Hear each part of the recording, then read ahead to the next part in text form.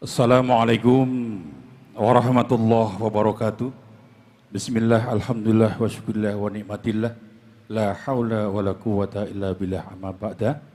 Para pendengar, pemirsa, dan para jamaah Masjid Nasional Al-Akbar Surabaya yang bahagia.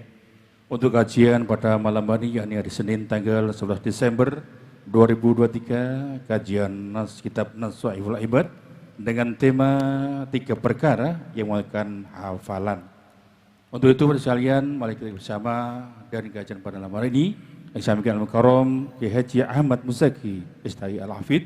Kepada beliau dipersilahkan.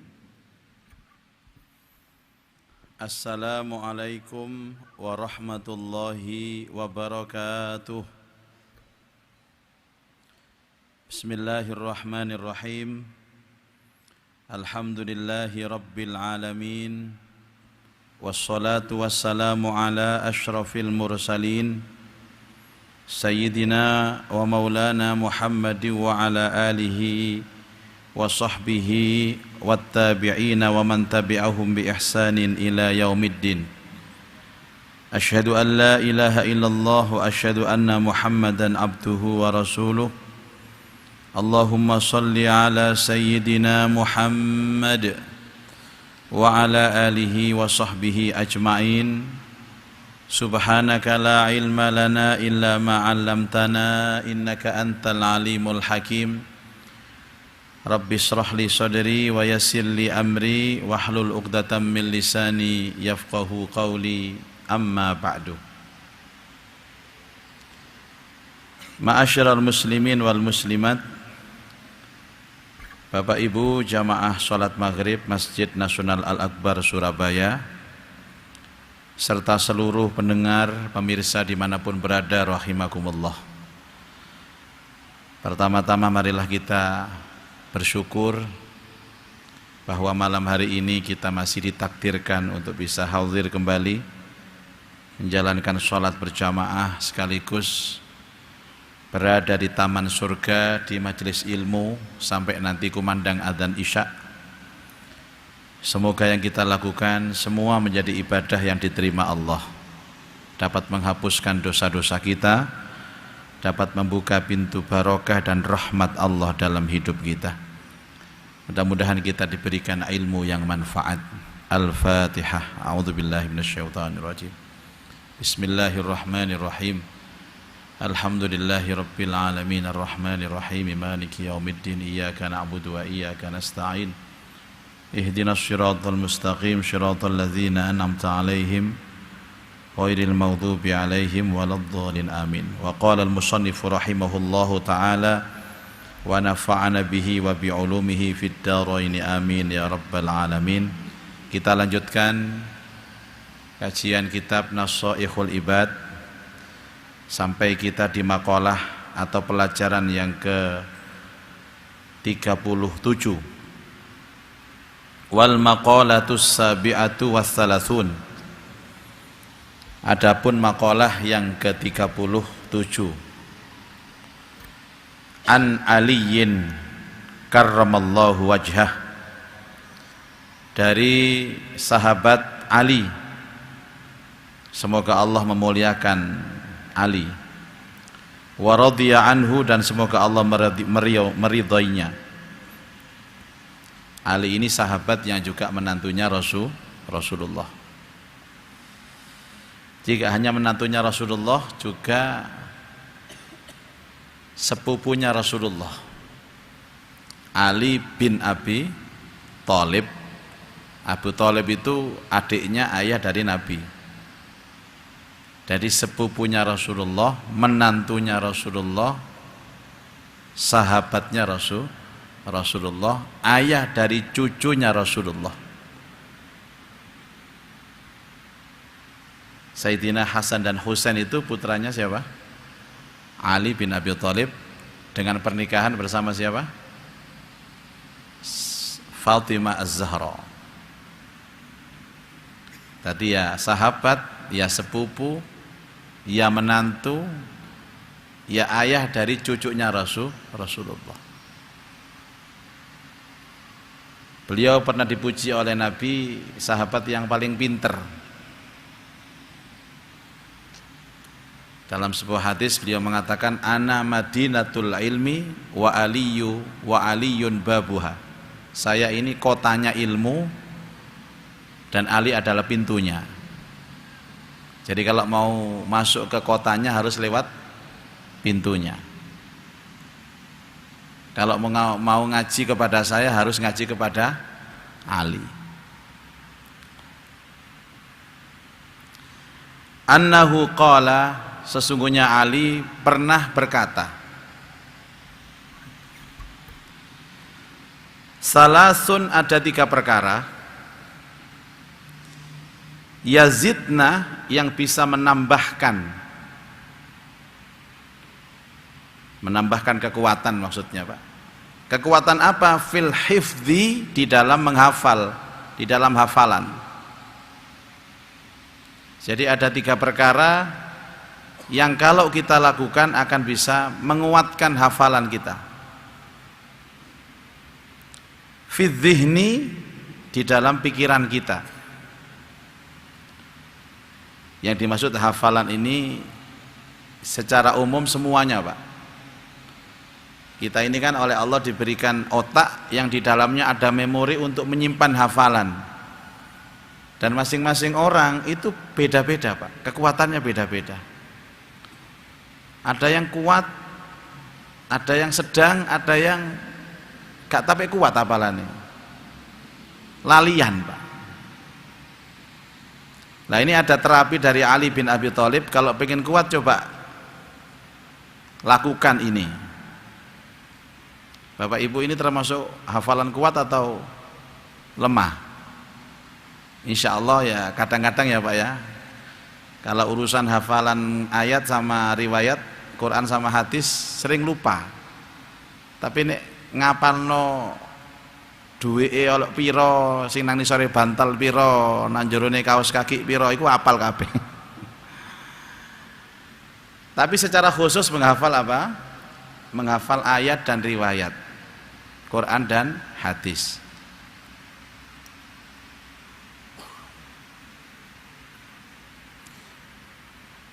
Wa yudhibnal balgham, dan terapi 3 ini juga bisa menghilangkan dahak. Apa dahak itu? Riya. Jadi masing-masing kita itu punya dahak Bapak Ibu. Dahak ini kan bikin gak enak, itu kan kotor. Makanya dulu ada istilah orang kalau kepingin dahaknya hilang itu dia kasih terapi apa Pak? Gurah. Jenengan tahu gurah? Pernah dengar? Ada macam-macam gurah itu. Ada yang dimasuki ramuan-ramuan hidungnya itu terus disuruh apa? Mengkurep, itu dahaknya keluar semua. Tidak enak, tidak nyaman. Dan konon dahak ini yang menyebabkan malas. Ya malas sholat, malas ngaji, malas ibadah lah. Itu bisa dihilangkan dengan terapi ini Bapak Ibu. Wahuwa, dan dahak ini ahadut toba'i, salah satu dari tabiat manusia al-arba'ah yang 4. Tabiat itu adalah sesuatu yang amat sangat sering terjadi dalam kehidupan manusia, baik dalam perilaku maupun benda apapun Pak. Apa saja 4 ini? Al-balgham, dahak, waddam, darah, wasauda dan cairan hitam, wasafra dan cairan kekuning-kuningan. Itu ada dalam tubuh manusia. Ada dahaknya, ada darahnya, ada cairan hitam, ada kekuning-kuningan. Kalau dahak kalau dahak itu ya sebagaimana maklum Bapak Ibu ya, cairan kental yang warnanya putih seperti tepung kalau dikasih air itu kalau ada di tenggorokan rasanya ngomong aja nggak enak, pengen batuk saja. Itu dahak. Kalau dam ini yang mengalir ya di seluruh tubuh kita ya. Ini yang kemudian menjadikan syaraf kita berfungsi karena darah ini. Karena itu ada orang sakit stroke itu kan darahnya tidak bisa mensuplai sampai ke otak, jadi stroke. Ini stroke yang asli itu Pak ya. Kalau stroke yang biasanya bapak-bapak itu karena ketidakseimbangan antara stroke belanja istri sama stroke gajinya suami, nah itu bisa kena stroke. Tapi bukan ini yang dimaksud. Kemudian sauda, gumpalan kayak darah hitam, darah kotor Bapak Ibu. Ini kalau Anda hujamah di bekam itu keluar darah hitam, darah kotor itu. Terus sofro ini ada yang mengatakan darah putih. Itu tabiat cairan yang ada dalam diri manusia. Selebihnya itu air. 80% terdiri dari air. Makanya dulu pada waktu ada virus corona, COVID-19, ada seorang pakar mengatakan, saya heran kenapa orang-orang yang terpapar corona kemudian dia masuk ke rumah sakit tapi oleh dokter, oleh suster tidak dikasih air. Aneh. Kok malah disuntik ambek vitamin, disuruh minum pil antivirus segala macam, padahal obatnya itu air Pak. Kata beliau mengatakan, kalau orang kekurangan protein masih bisa hidup. Kalau orang masih megap-megap karena kekurangan oksigen masih bisa hidup. Tapi kalau dia kekurangan air, dead Pak. Mati. Jare wong Surabaya bongko. Tapi beberapa teman yang sampai wafat itu cerita ke saya, ada dulu pengurus Masjid Al-Akbar ini juga kena, katanya minta air nggak dikasih, haus nggak dikasih air ya. Jadi ada darah merah, ada darah putih, ada darah hitam, tadi dikatakan ada dahak. Tapi lebih dari itu, orang kalau kekurangan air is dead Bapak Ibu. Makanya saya usulkan ke takmir supaya kalau ngaji dikasih air. Nah ini kan ada air semua. Ada yang belum dapat air? Kan ada, sudah. Ini air.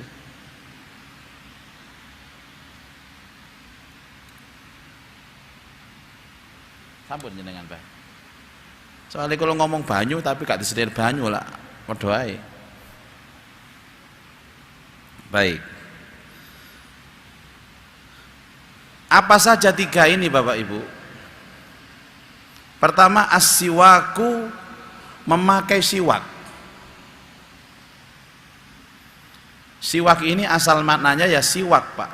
Siwak itu membersihkan gigi dengan alat yang khusus, yang kandungannya itu bisa membersihkan gigi dan juga bisa menghilangkan aroma tidak enak dari mulut.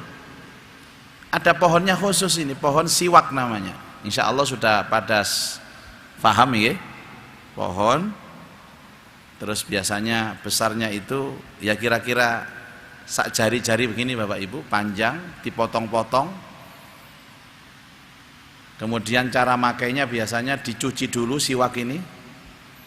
Terus atasnya kan masih ada kulitnya Bapak Ibu. Itu kulitnya dikupas ujungnya ini. Sebatas bisa masuk ke dalam mulut. Setelah dikupas dirajang, nanti akan berbentuk seperti sikat gigi. Setelah dirajang baru ditumbuk sampai lembut, dijadikan siwak. Sunnahnya sebelum siwakan baca Bismillahirrahmanirrahim dari yang kanan dulu ke kiri, kanan ke kiri 3 kali cukup, sunnah. Tapi kemudian berkembang, loh Pak, kan kalau siwak kan hanya ada di daerah tertentu di Timur Tengah, Mekah, Medina, atau di daerah ya Timur Tengah sana Pak. Kalau di daerah Asia, Cina kan nggak ada siwak, maka diganti dengan lain. Ya seperti yang sekarang kita lakukan ini Pak. Apa? Pakai pasta gigi, pakai sikat gigi yang kandungannya itu hampir sama dengan siwak. Ya bagaimana solusinya? Ya kalau panjenengan punya siwak yang asli pohon siwak dipakai. Kalau ndak ada, ya sikat gigi itu yang penting. Dan sikat gigi itu atau siwakan itu disunahkan memang di 3 tempat. Pertama, bangun tidur. Kedua, mau sholat. Ketiga, mau baca Quran. Saya ulang ya, siwak disunahkan di 3 kondisi. 1, bangun tidur. 2, mau sholat. 3, mau baca Quran. Dan bahkan kesunahan siwak ini seolah-olah hampir seperti wajib. Dalam sebuah hadis yang sahih, Nabi mengatakan, laula an asyukka ala ummati la amartuhum bisiwaki inda kulli sholatin. Seandainya aku tidak memberatkan umatku, maka aku wajibkan mereka untuk memakai siwak setiap kali mau sholat. Ini pun sikatan apa dereng? Sakno koncone gak sikatan sampean. Kecuali yang mungkin belum sempat karena puasa tadi ya. Karena puasa itu siwaknya disunahkan di waktu tertentu. Kalau sudah zawal, matahari di atas kepala, zuhur itu Bapak Ibu, itu tidak sunnah. Kalau puasa loh ya, sampai tenggelamnya matahari. Zawali syams ila hurubiha. Sikat gigi tidak disunnahkan kalau sudah zuhur sampai maghrib bagi yang puasa. Apalagi sampai berkumur-kumur itu, Bu. Karena banyak yang modus. Angger poso Ramadan kemuai, walaupun itu boleh, tapi makruh. Kalau setelah zawal itu makruh. Ya, sebab kadang-kadang berkumur sikatan ana sing dilek itu. Banyune ana sing dilek. Tapi kalau malamnya, paginya masih boleh dan masih sunnah. Siwak ini Bapak Ibu, itu bisa menguatkan hafalan. Sering-sering membersihkan gigi. Sering-sering sikatan, sering-sering siwakan, itu menguatkan hafalan. Yang saya maksud menguatkan hafalan ini karena panjenengan sudah menghafal. Dan ini gak tahu ngapalno terus ngono siwakan terus. Kalau siwakan tok tapi mboten apal-apal, enggak ngapalno kan sampean. Ini yang saya maksud, sampean sudah menghafal, ikhtiar supaya lebih cepat hafal, dan kalau sudah hafal kuat dan lengket hafalannya, ya pakai siwak. Saya lebih baik Pak Bu ya, saya lebih baik nggak mandi daripada nggak siwakan saya. Tapi yang lebih baik dua-duanya. Nek oleh milih ngoten Pak, antarane adus sampai sikatan. Aku milih sikatan tok. Kadang-kadang maaf, karena subuh ini misalkan malamnya terlalu larut sehingga bangun subuhnya ngepres adzan, saya tidak mandi. Tapi biasanya mandi Pak, kalau saya mau sholat mandi. Kalau sudah mepet, ya sikatan saja. Tahajud itu misalnya agak dingin, saya tidak mandi, wudhu tapi sikat gigi. Kuwatir ono malaikat nang ngarep sampean, nulis amal sampean, terus sampean takbir durung sikatan Pak. Ya malaikat sampe, ya Allah ababmu Pak. Mbok sikatane diisi apa sampean iki?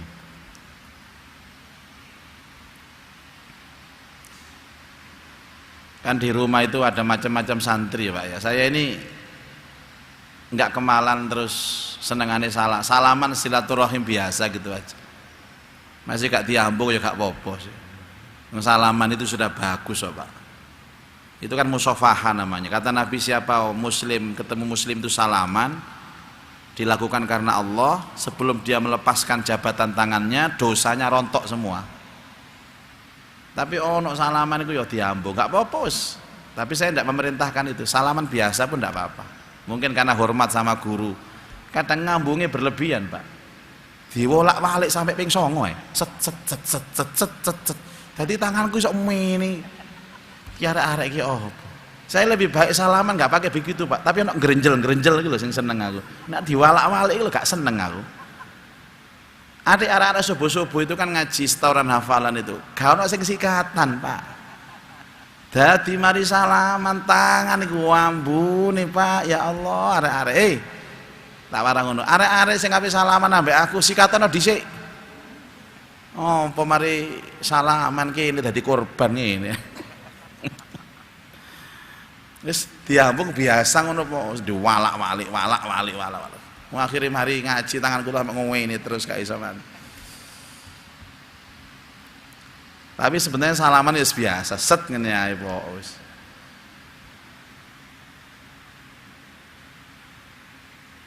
Kecuali kalau anak saya, anakku tak kongkon ngambung tanganku Pak, anak saya, bojoku bareng tak kongkon ngambung. Salaman yang terbaik untuk guru itu bagaimana sih Pak caranya Pak? Salaman ini adalah salaman yang terbaik. Ono ngene iki lho. Niki Ustaz monggo kayak kresek ini salaman terbaik. Temen walak-walik gak ono kreseke. Ya Allah.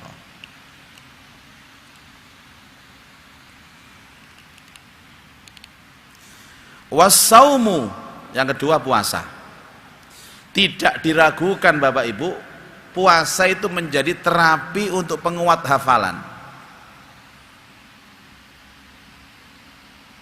Ya ini rahasia puasa Pak, kan kuat rahasia puasa itu.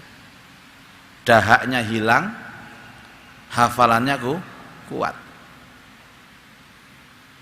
Bapak Ibu, ya seperti hari ini puasa Senin ya Pak ya.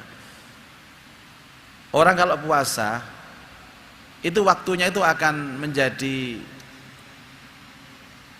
rapat, waktunya menjadi padat begitu Pak. Contoh begini, misalkan saya sama istri nggak puasa begitu Pak. Saya mesti ngomong, "Engko sarapan apa, Mi?" Nah, kok sarapan. Sama njaluk apa lho, Bah? Yo gawe pecel ngono. Ya wis entenana ya, aku tak nang pasar dhisik. Dari rumah ke pasar sampai kembali ke rumah lagi 1 jam loh. Kemudian belum masaknya lagi 1 jam lagi 2 jam. Padahal 2 jam itu kalau untuk duduk, sholat, deres Quran, sholat 3 juz, 4 juz. Gini apa betul? Jadi waktunya itu bisa padat, banyak waktu-waktu yang baik. Nanti makan siangnya, nanti makan malamnya. Saya membaca beberapa hadis tentang bagaimana Rasulullah berpuasa. Rasulullah ini kan kalau buka puasa itu kan ya cuman kurma 1 aja Pak, kadang kurma 1. Terus sudah nggak lagi makan apa lagi sudah. Ini saya membaca loh, belum bisa mencontoh Pak ya. Jadi kurma 1 sama air gitu aja. Kadang-kadang ya paling maksimal 3 lah kurmanya, kurma 3. Nanti tidak ada lagi sudah. Dan itu dilakukan terus-menerus sama Nabi. Makanya dikatakan sunnah buka dengan kurma. Nah kita kan tidak Pak. Bener ono kurmoi, bukoi kurma Pak. Engkok mari terawih. Lo kowe masuk wis. Mulai jenenge ayam geprek. Sampai teng jabone Masjid Al Akbar iku dodol-dodolan iku masyaallah luar biasa. Jadi kita itu mengikuti sunnah tapi separuh. Makanya sampai ada Imam Malik pernah diundang untuk berbuka puasa bersama. Kemudian dia nggak makan tapi nangis, diam nangis, sampai akhirnya ada muridnya yang bertanya, "Imam, apa gerangan yang membuat engkau menangis? Ini kan suasana bahagia. Buka puasa itu kan suasana paling bahagia, Pak, selama Ramadan, gitu." Jadi sama ditakoni wong, "Kapan suasana bulan puasa yang paling membahagiakan?" Buka puasa. Wong sing dintenteni ya iku. Tapi kenapa engkau menangis wahai Imam? Apakah karena rasa syukur dengan nikmat Allah sehingga engkau terharu nangis? Enggak. Aku enggak nangis perkara iku. Nah napa lho? Kita ini puasanya ikut Nabi, tapi buka puasanya enggak ikut Nabi. Puasanya melok Nabi, Pak, gak mangan, gak ngombe, gak kumpul bojo mulai subuh sampai maghrib. Lah ikut Nabi kan? Tapi bukane, Pak, mbok.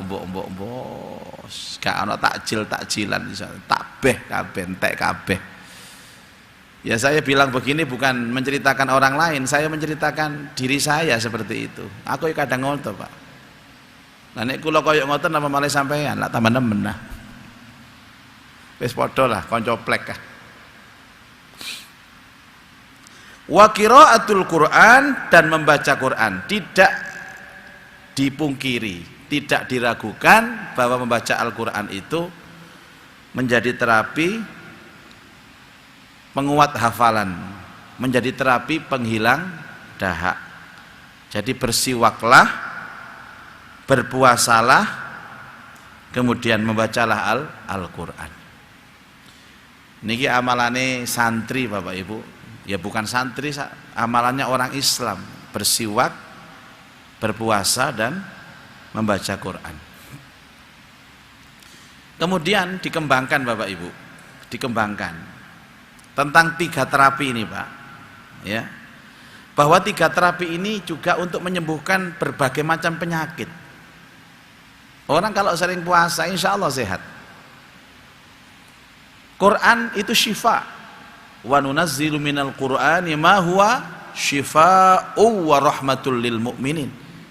Dan kami turunkan Al-Quran itu sebagai syifa, obat dan rahmat bagi orang-orang yang beriman. Siwak itu juga obat. Siwak itu juga terapi obat. Ya, ini kaitannya dengan apa, Pak? Dengan penyembuhan fisik. Ini kan tadi fisik, masalah fisik. Kenapa harus disebutkan untuk terapi penyembuhan fisik? Karena bagaimanapun fisik ini sangat berpengaruh ketika kita melaksanakan ibadah. Panjenengan menawi sehat, Pak, sholat itu enak. Menawi sehat, ngaji enak. Sehat, baca Quran juga enak. Saya ini insya Allah sehat Bapak Ibu, amin, sehat ya. Tapi karena sudah faktor umur, kadang-kadang kalau baca tulisan yang kecil seperti ini, itu harus dengan media kacamata baca.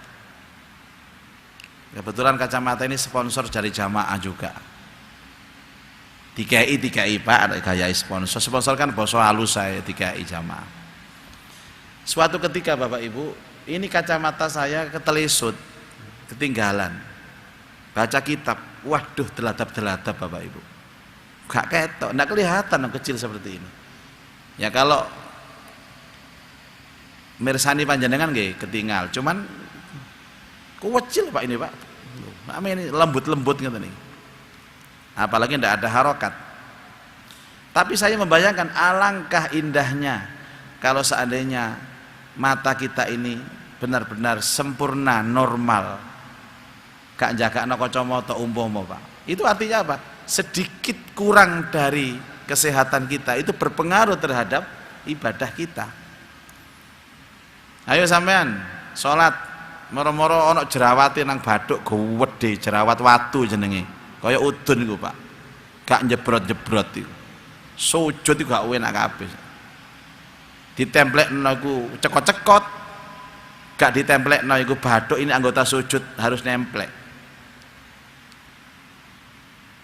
Gak usah masalah penyakit, tentang istirahat saja Bapak Ibu. Saya tadi cerita Pak, orang kalau sudah terlalu malam tidur itu bangunnya pasti males. Sak kuat-kuatnya fisik sampean Pak, kalau terlalu larut tidurnya maka tahajud tidak bisa nikmat.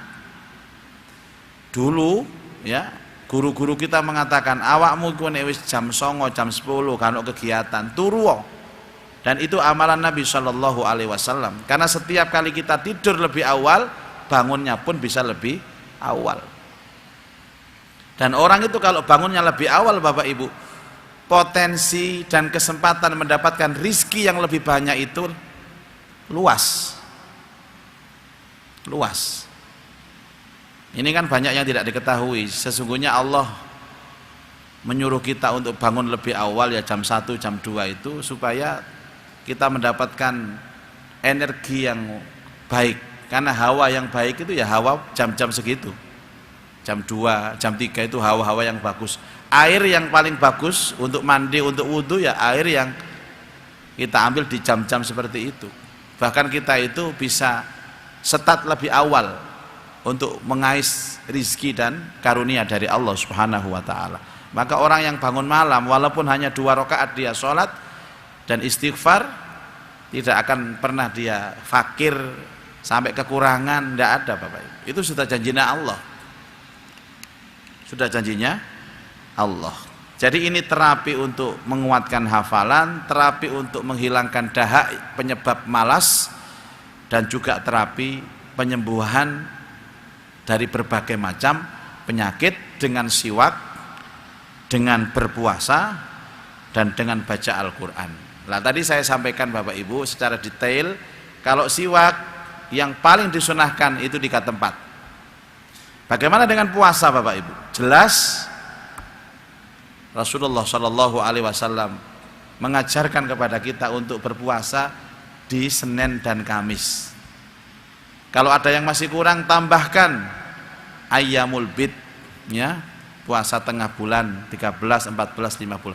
Kalau masih kurang, maka berpuasalah sehari, tapi jangan berpuasa sehari yang disebut dengan puasa Daud. Jangan tanya lagi, jangan puasa setiap hari. Tidak ada tuntunan puasa setiap hari itu Pak. Walaupun itu enggak dilarang. Kita ini kan walaupun boleh Pak, kalau bisa kan ada tuntunan. Puasa paling jos itu ya puasa sehari, enggak puasa sehari. Itu namanya wahadza saumu Daud alaihi salam. Wa afdalus saumu Daud. Sebaik-baik puasa itu puasa Daud. Walaupun puasa Daud itu enggak dilakukan oleh Nabi, tapi dianjurkan oleh Nabi. Jadi kalau kita puasa Daud pakai hadis kauli. Kalau puasa Senin Kemis ayyamul bid pakai hadis fi'li. Kauli itu perintah ucapan Nabi, kalau fi'li itu praktek Nabi. Pun sampai gak poso blas Pak, ya lagi-lagi terapi lah. Kulo nggih alhamdulillah yai, kulo niki ben Ramadan nggih istiqomah poso, ojo sampai Ramadan gak poso sampean. Gak usah bangga lah, poso Ramadan kok bangga. Kulo pun istiqomah yai, pun enten mboten salah 10 tahunan kalau istiqomah Ramadan. Ya gak istiqomah Pak, mau kewajiban sampean. Padha sampai salat subuh niku. Kula niki alhamdulillah ya sakjeke pun nikah niku lho pun istiqomah kula salat subuh niku. Lah namung kali rakaat nggih. Wis mbocah ngene. Wallahu alam bissawab. Baik. Bapak Ibu ada waktu 15 menit insyaallah kita manfaatkan untuk dialog. Nyuwun tolong niki. Nyuwun sewu nggih. Siapa dulu? Abah Yahya. Monggo. Abah Yahya dulu. Abah Yahya ini viral sekarang, Pak. Karena namanya saya sebut terus. Kemarin saya ke Malang. Terus beliau begini, Yai, Senin ngaji di Al Akbar ya. Itu Pak Yahya itu orang mana jadi? Wah, ternyata sudah viral di Malang sana. Ya gara-gara sering tanya ini. Nah ini sekarang tambah viral lagi kalau tanya sekarang. Assalamualaikum warahmatullahi wabarakatuh. Assalamualaikum warahmatullahi Mohon maaf, wabarakatuh. Yai. Nggih. ada amalan yang dianjurkan secara istiqomah. Amalan. Amalan ini. Pada tataran pelaksanaan kan sebenarnya yang sering kita lakukan kan sholat, zakat, sama puasa. Apakah ini secara istiqomah itu banyak manfaat nih? Mohon maaf, terima kasih. Ya, baik. Pertama kita akan berbicara tentang amalan wajib yang termaktub di dalam rukun Islam. Tadi disebutkan oleh beliau sholat, zakat, dan puasa. Namun tidak ada istiqomah dalam wajib, tidak ada. Kalau baleni nggih, nek sampean sholat maghrib, isya, subuh, zuhur, asar, jangan ngomong istiqomah, Pak. Wong iku kewajiban sampean. Istiqomah itu hanya ada pada amalan sunnah. Makanya tadi dikatakan kalau ada sholat wajib, ada sholat sunnah. Kalau ada zakat wajib, ada zakat sunnah. Kalau ada puasa wajib, juga ada puasa sunnah.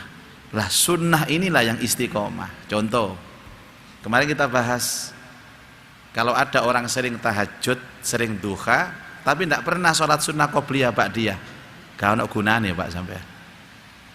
Nah, pembuka sholat sunnah itu rawatib. Rawatib itu dulu apa saya jelaskan? 2 rakaat sebelum subuh, 4 rakaat sebelum zuhur, 2 rakaat setelah zuhur, 2 rakaat setelah maghrib, dan 2 rakaat setelah isya. Andaikan kita ini mungkin karena pekerjaan atau apapun sehingga nggak sempat tahajud atau duha, cukup dengan qobliyah ba'diyah itu istiqomahkan. Ya syukur-syukur tambahi lagi tahajud, tambahi lagi duha. Itu salat sunnah. Nek panjenengan qobliyah ba'diyah rutin Pak, Masya Allah, sudah. Ya itu amal yang dicintai Allah. Ringan, sedikit, tapi rutin. Ini urusan sholat. Kemudian puasa, tadi sudah saya sebut puasa, pilihannya 3. Senin Kemis, kurang, tambahi 3 hari setiap tengah bulan, kurang, sehari puasa, sehari tidak. Panjenengan kalau mengamalkan Daud, Senin Kemisnya nggak berlaku Pak, nggak ketemu nanti kalau Senin Kemis pakai Daud. Nek Daud ya Daud tok, Senin Kemis tok. Iki ndak iki diakali apa carane Daud ya nglakoni, Senin ya nglakoni. Ya napa sakniki kalau Senin nglakoni nggih, besok nggak puasa. Kemudian Rabu puasa. Berarti kan Kemis nggak puasa. Jadi nek lakaran Daud ya Daud tok, nek lakaran Senin Kemis nggih Senin Kemis. Nek kula milih Senin Kemis sama Ayamul Bid, tapi kadang-kadang ya tengah-tengah ya batal, bukan batal karena diajak makan sama orang. Lah ngajaknya itu sendiri Bapak Ibu. Sekadung dipesen wake, kula niki mboten enten tiyang lintu lho, jenengan tes sing kula jak mangan. Waduh ya wis lah. Dadi dhuwur iku wis buka wisan. Senin poso beduk. Tapi alhamdulillah hari ini lulus Pak, enggak ada yang ngajak makan. Justru yang ngajak makan nanti malam ini setelah pengajian selesai. Ada yang mau ikut? Bayar dewe tapi. Yang ketiga masalah sedekah. Bapak Ibu, ini yang dimaksud sedekah sunnah. Sebaik-baik sedekah itu kan yang dilakukan rutin. Dan sebaik-baik sedekah itu di awal waktu, di awal pagi. Pagi-pagi dia sisihkan rezekinya untuk sedekah, mungkin berupa makanan.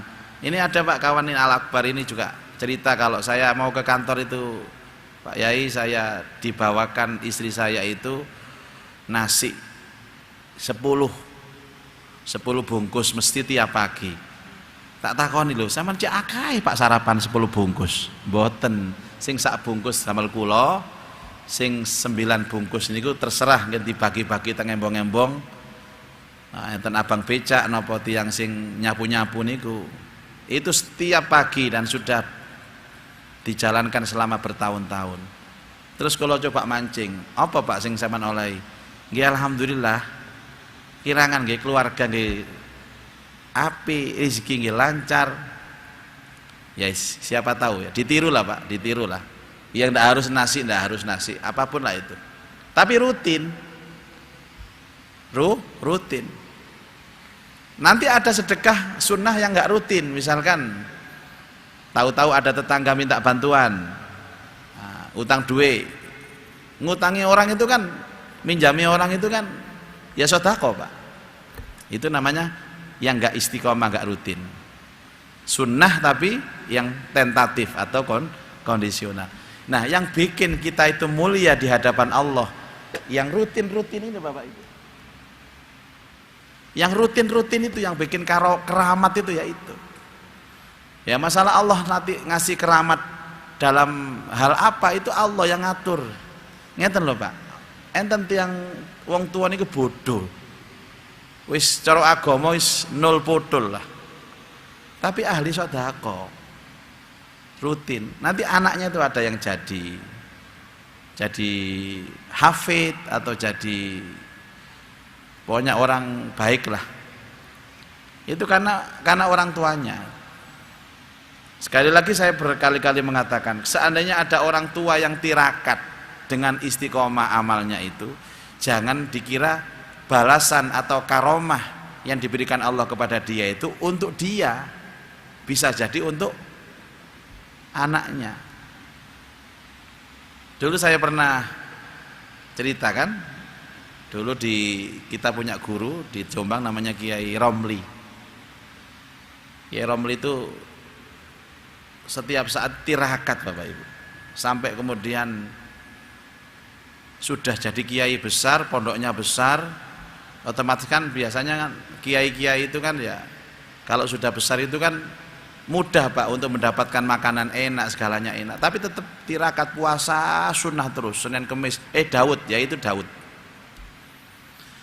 Sampai akhirnya Bunyai itu tanya, Yai, dulu panjenengan masih muda tirakat poso terus, sekarang santrinya banyak, sudah sukses semua anak-anaknya, kok masih tirakat semua, masih seposo. Mbok yo sampean menikmati hidup ngono lho, ojo poso terus. Apa jawabannya? Nek biyen aku nirakati awakku, nek saiki aku nirakati murid-muridku. Coba. Ya termasuk saya muridnya ya ditirakati sama kiainya. Iku kiai temenan iku Pak. Enggak mengambil keuntungan dari santri dan murid-muridnya, tapi justru berkorban untuk santri dan murid-muridnya. Nek kiai model kaya ngono jaman sakniki wangel. Sakniki mboten kabeh santri jaluki dhuwit kanggo kiai ini. Nauzubillah min dzalik. Itu nilai daripada amal supaya istiqomah. Kalau baleni sebaik-baik amal kita itu sedikit tapi dilaksanakan dengan kontinu, lumintu, terus menerus. Wallahu alam bissawab. Pun. Enten mari? Ayo Pak, monggo.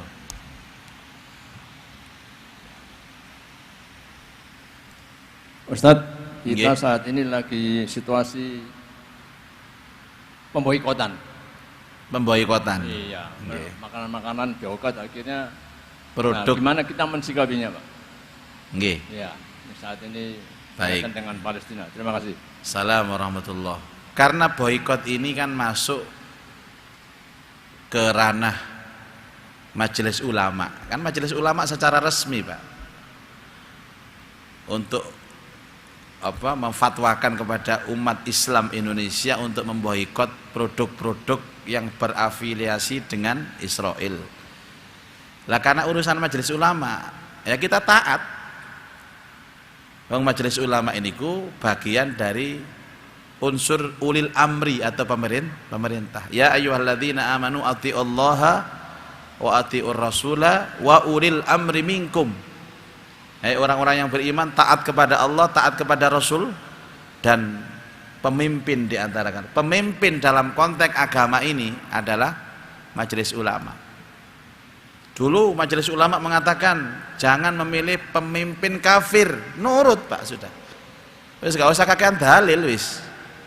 Ya ikut ulama gitu aja. Ulama memfatwakan untuk boikot produk Israel, kita taat dengan segala kemampuan kita. Maaf, di dalam urusan begini tidak mungkin sempurna, Pak. Enggak, aku diprotes. Oh iya, kalau urusan makanan boikot bisa, kalau urusan minuman boikot bisa, urusan barang-barang keseharian bisa. Coba diboikot sekalian. Apa? Google, YouTube, itu kan punya mereka semua sebenarnya. Memang tidak bisa sempurna, tapi paling tidak kita sudah berusaha, kita sudah berkontribusi supaya nanti pada saat kita mati di akhirat dihisab sama Allah. Dulu ada saudaramu ditindas, apa yang kamu lakukan? Saya menjawab, sampun ya Allah, kalau biasanya ndamel sabun niki, saat ini kebetulan ndamel sabun kula. Namanya kelerek, kalau boikot sedaya, minimal ada jawaban itu. Nek kula ikut, Pak. Tapi maaf, barang-barang yang sudah terbeli, ya saya pakai sampai habis. Adapun nanti ke depan saya pesan sama istri, nek iso ojo tuku produk iki siap. Ya siap wong sing belanjani kula. Dae sami nawa atokna tok. Karena begini, Pak, sekarang kita perang ndak bisa. Bantu perangnya lo gak iso. Secara fisik kita nggak mampu bantu mereka. Terus kadang-kadang nyumbang kan banyak ini menggalang dana untuk Palestina. Ya Allah, menggalang dana Palestina lo nyumbang 5.000, nyumbang 10.000 ngono jare ini. Mbok yo paneliti 100.000 tapi ro 5.000 ae. Ngono iku alasane kok didik Pak 5.000. Nek 5.000 kan kula Ustaz. Lah nek liyane kabeh 5.000 kan kathah ngono jare ini. Terus apa lagi yang harus kita lakukan selain dengan boikot? Walaupun boikot itu sendiri ada kekurangannya. Salah satu kekurangan adalah mungkin sebagian besar ada saudara kita yang sudah terlanjur bekerja di perusahaan yang produk yang kita boikot itu. Dan itu biasa, Pak. Setiap perjuangan ada pengorbanan. Sekalian meyakinkan bahwa rizki itu ya ada pada kebesaran Allah. Yang diboikot akhirnya tokonya tutup, ya sama ndelek toko liyane nggak ada masalah, kan banyak yang menjual produk-produk seperti itu. Kelemahan kita nek ono koyok ngene baru ngerti nek iku produke kono, biyen-biyen nang ndi ngono lho. Koyok-koyok saya ses kadung, jadi saya memakai sabun, memakai sampo itu dari dulu ya itu, Pak. Tapi yo gak ero nek iku produke kono, gak ero. Ya gara-gara ono peristiwa agresi militer ini baru tahu kalau itu produk mereka. Kok gak wong ketbiyen ono ya gak gawe iku aku. Ngoten nggih, Pak. Itu sikap kita. Sing paling aman derek ulama mawon. Kalau ulama ini mengatakan itu ya siap kita sami'na wa ata'na, dan insya Allah itu bagian dari rasa empati kita terhadap saudara kita di Palestina, dan nanti kita bisa menjawab saat kita dihisab oleh Allah Subhanahu wa taala. Wallahu a'lam bishawab. Masih ada waktu satu lagi Bapak Ibu, monggo. Sebelah mriki. Ini baca niki. Oh. Niki riyen. Ini mboten nututi nggih, Senin ngarep nggih. Assalamualaikum warahmatullahi wabarakatuh. Assalamualaikum warahmatullahi wabarakatuh. Tentang pelaksanaan Ayyamul Bid, Ustaz. Ayyamul Bid. Ya.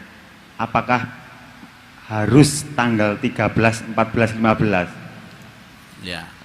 Soalnya kadang-kadang mungkin lupa kalau mundur 14, 15, 16 apakah diperbolehkan? Ya. Matur suwun Ustaz. Assalamualaikum warahmatullahi wabarakatuh. Assalamualaikum warahmatullahi wabarakatuh. Tidak harus Bapak Ibu. Tidak harus. Pertengahan bulan itu kan dihitung dari mana? Pertama dari tanggal 13, 14, 15 dan 16. Tapi yang paling bagus itu pertengahan yang pertama, ya 13, 14, 15. Contoh, panjenengan nanti berada di hari tasyrik Dzulhijjah. Hari tasyrik niku kapan, Pak? 11, 12, 13 Dzulhijjah. di mana itu diharamkan puasa. Diharamkannya mulai tanggal 10 kan, hari nahar itu 10, 11, 12, 13. Otomatis zaman kalau ambil Ayyamul Bid harus dimulai tanggal berapa? 14, 15 dan 16. Makanya mengacu kepada itu, seandainya lupa itu boleh dimulai dari tanggal 14. Bahkan ada ulama batasan maksimal melaksanakan Ayyamul Bid itu pertengahan terakhir, berarti dimulai dari 15, 16 dan 17. Itu sifatnya boleh, tapi yang paling bagus ya 13, 14, 15. Setiap Dzulhijjah Ayyamul Bidnya ya mulai tanggal 14, 15, 16. Boleh Bapak Ibu, boleh. Ya, jadi jangan sampai tapi nek wis kelewatan tanggal 18, 20 gak usah, wis Senin Kamis ae. Wis telat engko. Ngaten nggih? Wallahu a'lam bissawab. Semoga semua mendapatkan ilmu yang manfaat. Allahumma anfa'na bima 'allamtana wa 'allimna ma yanfa'una wa zidna ilman nafi'ah. Allahumma rzuqna fahman nabiyyin hifdzal mursalin wa ilhamal malaikatil muqarrabin. Rabbana atina fid dunya hasanah fil akhirati hasanah wa qina adzabannar. Wa sallallahu ala sayyidina Muhammad wa alihi wa sahbihi ajma'in. Walhamdulillahi rabbil alamin. Subhanakallahumma bihamdika asyhadu an la ilaha illa anta astaghfiruka wa atubu ilaik. Wassalamualaikum warahmatullahi wabarakatuh.